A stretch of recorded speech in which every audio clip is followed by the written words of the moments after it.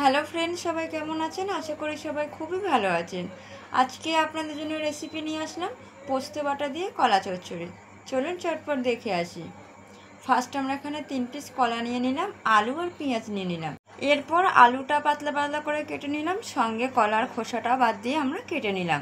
এটা আমরা ধুয়ে নেওয়ার পর এর মধ্যে দিয়ে দিলাম 1 চামচ হলুদ গুঁড়া আর 1/2 চামচ লবণ। লবণ হলুদ ভালোভাবে মাখিয়ে নিয়ে এটা আমরা 15 থেকে 20 মিনিট রেস্টে রাখবো। এবার আমরা কলার মশলাটা রেডি করে নেব। তার জন্য নিলাম কাঁচা লঙ্কা, আপনারা যে যেমন ঝাল খাবেন সে তেমন পরিমাণ মতো দেবেন। এরপর দিয়ে দিলাম সর্ষে আর দিয়ে দিলাম পোস্ত।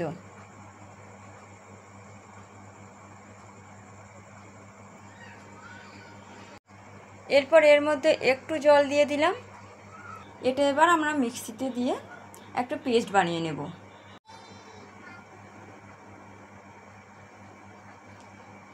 তো পেস্টটা আমরা খুব সুন্দরভাবে রেডি করে নিলাম।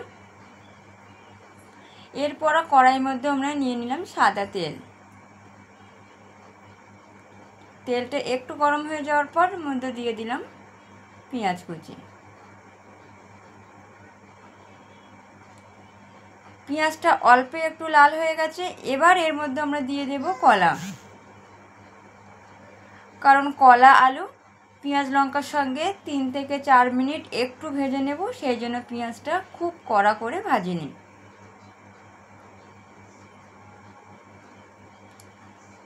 তো আমরা 4 মিনিট ধরে তেলের মধ্যে এইভাবে কলা আলু একটু ভেজে নিলাম।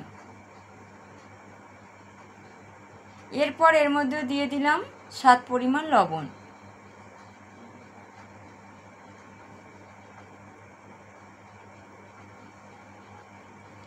তারপর দিয়ে দিলাম যে মশলাটা আমরা রেডি করে রেখেছিলাম।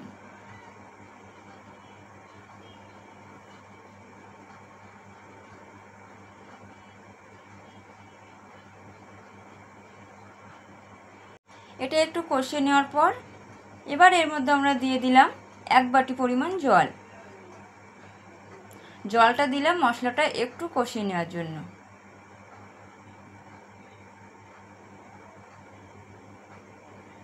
দিয়ে দিলাম 1 চামচ হলুদ গুঁড়া, 1 চামচ জিরে গুঁড়া, 1 চামচ ধনিয়া গুঁড়া।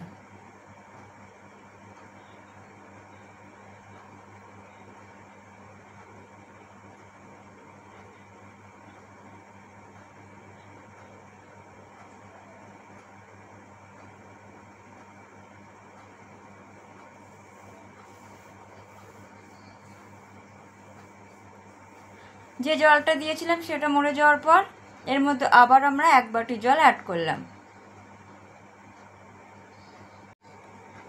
এবার আমরা ঢাকনা দিয়ে এই জলটা মেরে নেব।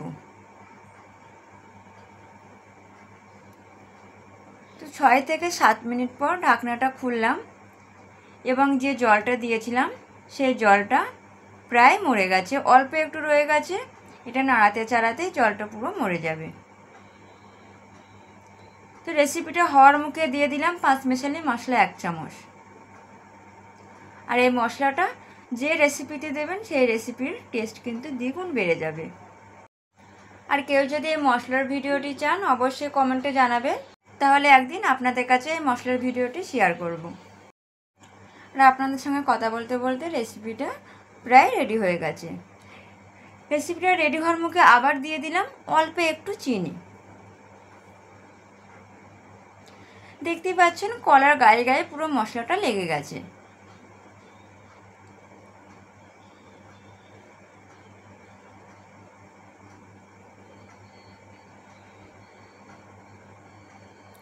তো এইভাবে নাড়িয়ে চাড়িয়ে আজকে আমাদের রেসিপিটা আমরা রেডি করে নিলাম।